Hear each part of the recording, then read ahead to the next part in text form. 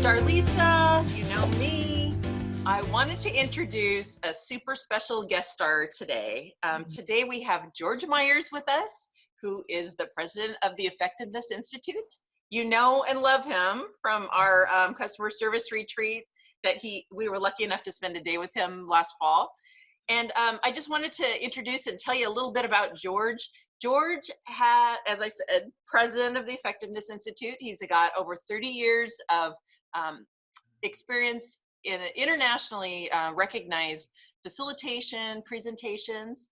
So welcome, George. Wow. And Thank you, Darlisa. Thank you. how the heck are you doing today? I'm doing pretty well. Thank you. I appreciate that introduction. I'm doing great. And good to see you again. And great to be here with the folks at the port again. I've had such a wonderful time working with the team a while back and just really happy to be a part of this. So thanks for the invitation, by the way. Appreciate it. Well, thank you Yeah. so much. But, So, how are you doing in this new world? well, you know, it is pretty challenging, I think, for a lot of people, right? Definitely for the business perspective, you know, it certainly has been challenging as a small business. Naturally, we've experienced the impact like so many businesses have. You know, personally, I mean, changing the routines, you know, it creates that kind of disequilibrium, right? Working from home a lot more often. And so, yeah, and not being able to go out and you know, have our normal interactions with people. So it's been challenging, no question about it. I've definitely seen some tension and felt tension with other people as well in this. You know, I'm confident we're going to get through it. But yeah, it's a challenging time, right?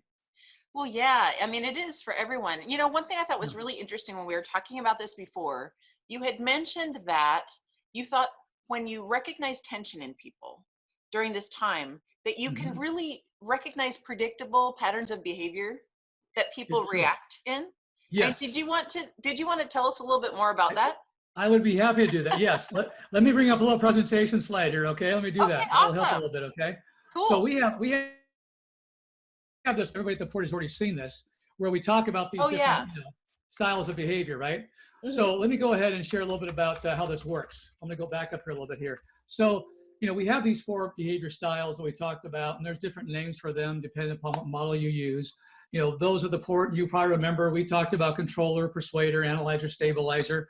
Mhm. Really, the words that describe those things aren't what is important, as we talked about before. It's really, you know, what do those look like? Because we all do all of these to some degree, but we tend to prefer one or two more than others. So thinking about tension reaction, and I think about initially, especially, what are some of those patterns that emerge? Well, we've learned over the years that controllers have this comfort zone. People with this behavior pattern preference, they like to get results, they like to be in control and make things happen.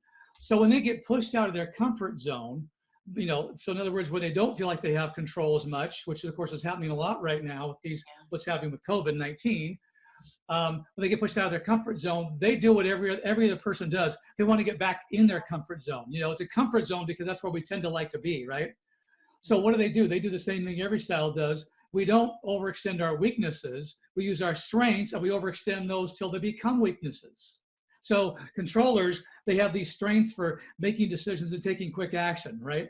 And not getting too emotionally caught up and worrying about emotions too much in making decisions. That's a real strength of theirs.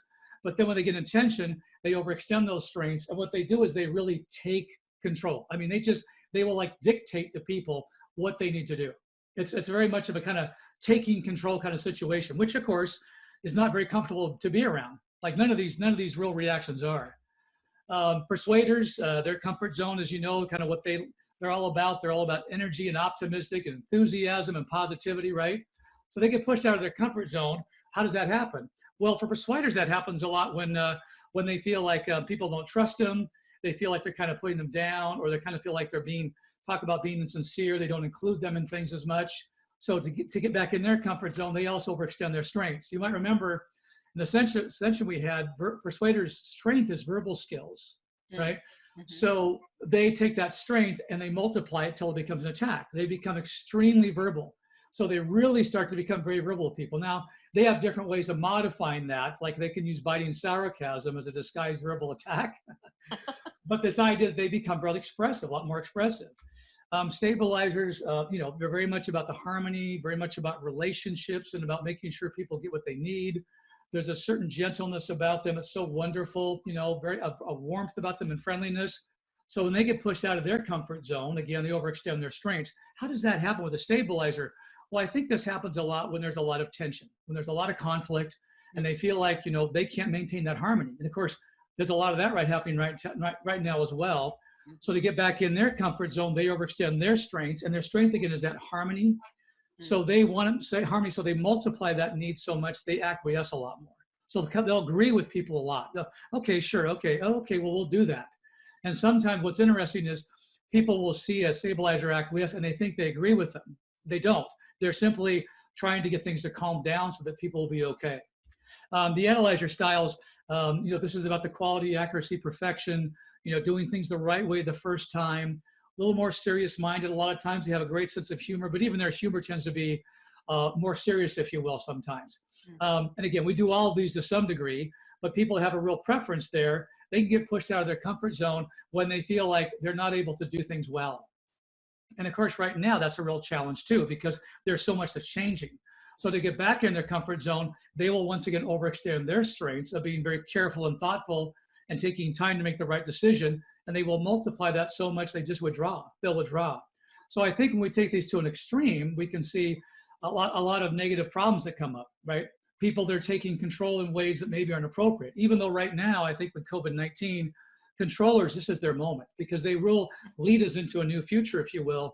But if they do that in a way which is not sensitive at all to others, that's pretty uncomfortable, right? Yeah. And persuaders verbally attacking, no one enjoys that. When a stabilizer acquiesces, that might be kind of a little more comfortable in some ways because they're not conflicting a lot. But again, they go away and they didn't feel like they were heard or understood.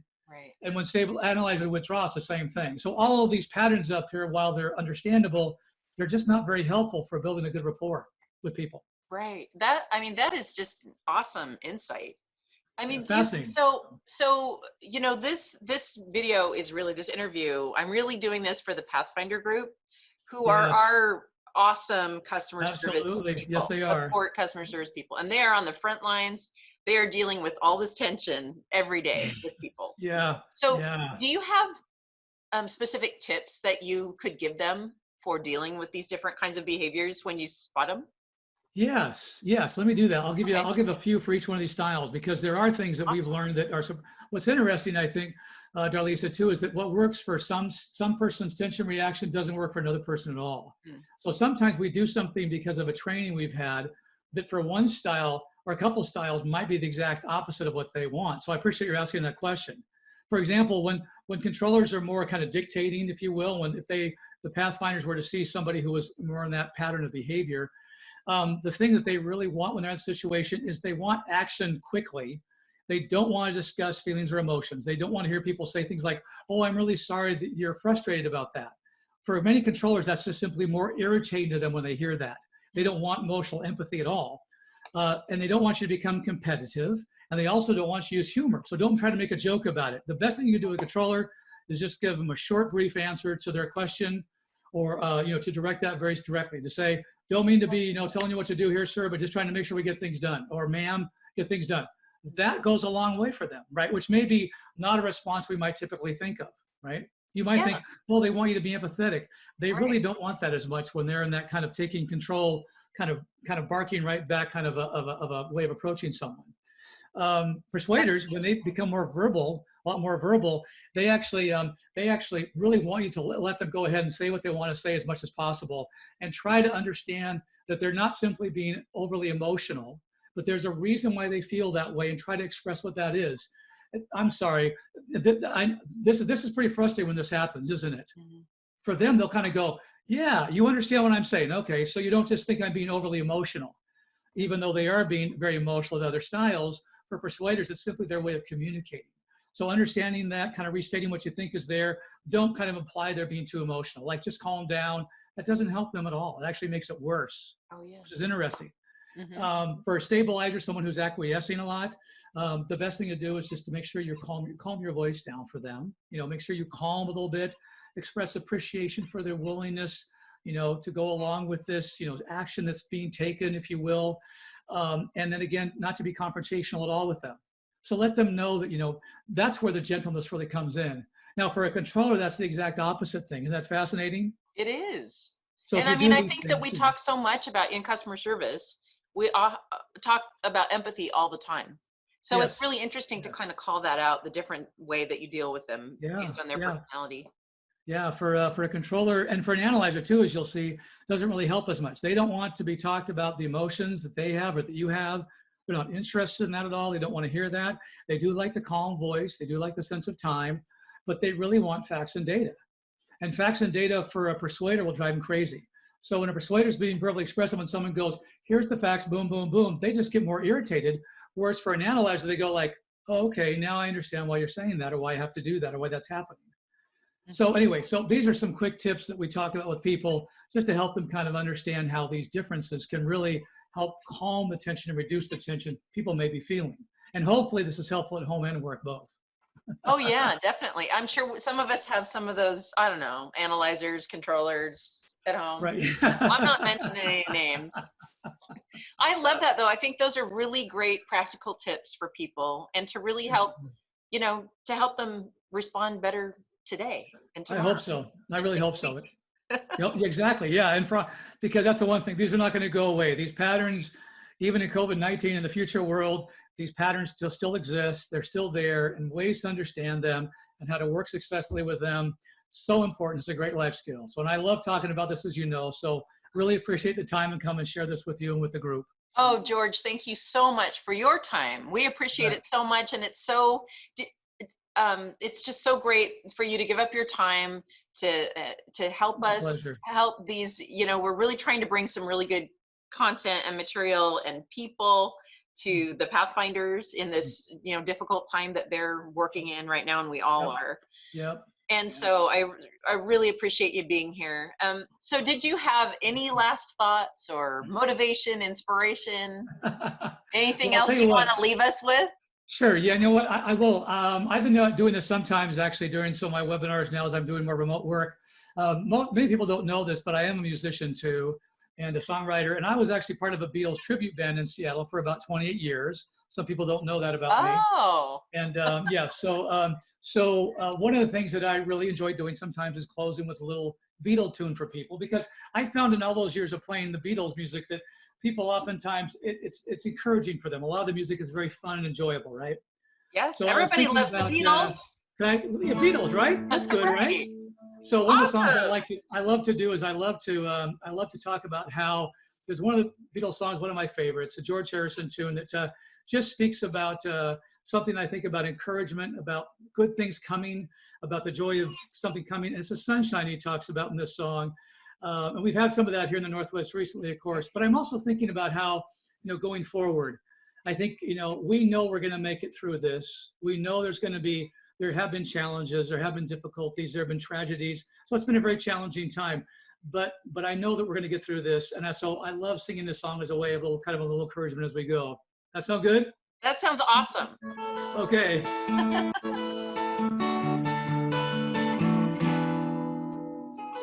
Here comes the sun, doo-doo-doo. Here comes the sun, I say it's alright. Little darling, it's been a long, cold, lonely winter. Little darling, it seems like years since it's been here. Here comes the sun, doo-doo-doo. Here comes the sun, and I say it's alright.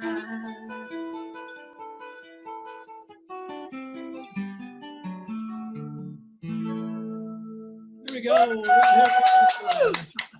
Awesome. Thank you so much. Thank you, and thank you, Pathfinders, for the work you do. Thanks for the chance to come and be with you and to sing a little inspirational song, hopefully, for you. The sun is coming. Hopefully you experience some of that and you're encouraged by it. Thank you so much, George, for your time. Appreciate it. Take care. Good to see you. Take care. Be well.